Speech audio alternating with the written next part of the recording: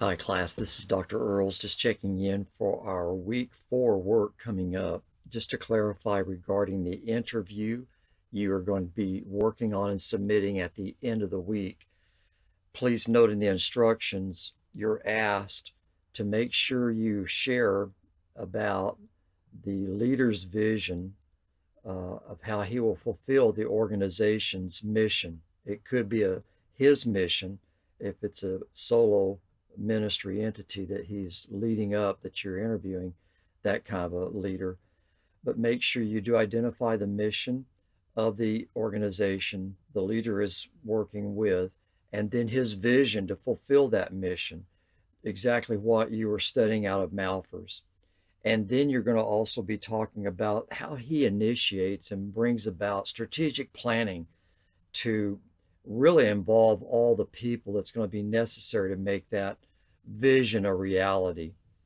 So with that, you could really have 3 parts of the paper if you want to break it down that way. But if you're going with the 2 parts as suggested or guided by the instructions, make sure you weave in that mission, vision, and strategic thinking work by this leader as to the 4 lessons that you're gleaning, and then the takeaways of applications that you'll be writing up in your paper. So last week I sent some additional questions that might be of interest in helping you with the interview as you do the interview, but also put together the takeaways and gleaning of the lessons that you want to write about in your paper.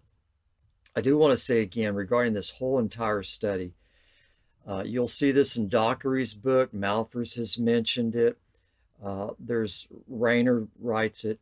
But the fact of the 3 C's, character, excuse me, chemistry, and competence as a leader, that's always going to play into what you want to understand in your doing your work as a leader. I'm going to try to make it before my voice goes away. But the fact of character always trumps the other 2. I'm so proud of you getting your tools sharpened through more studies.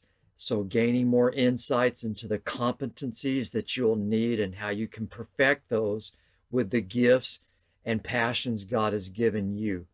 And then chemistry, how do you relate with people? That really directly relates back to character. But again, character is what you are as a person, as what God's word is always challenging us first to be in him and then do. So the fact of always be looking for that in your life to keep growing more in character, more in the character of Christ. People are wanting to see how are you bought into this vision you're casting and the mission that you're about. Are your motives lining up with the heart of God and the mind of God for the results and the impact upon people's lives that it's going to bring? They want to see that in your life. And then as a team leader, because you're going to have to rally people, God's kingdom's work and the particular calling vocationally he's called you to, he's wanting you always to involve and lift others through their participation in that vision. So the fact of always be looking for those opportunities of growing in both self-awareness and others' awareness. One of my teachers that I always appreciated so much was Howard Hendricks at Dallas Seminary. He has a quote in his book, Iron Sharpening Iron, which is on mentoring.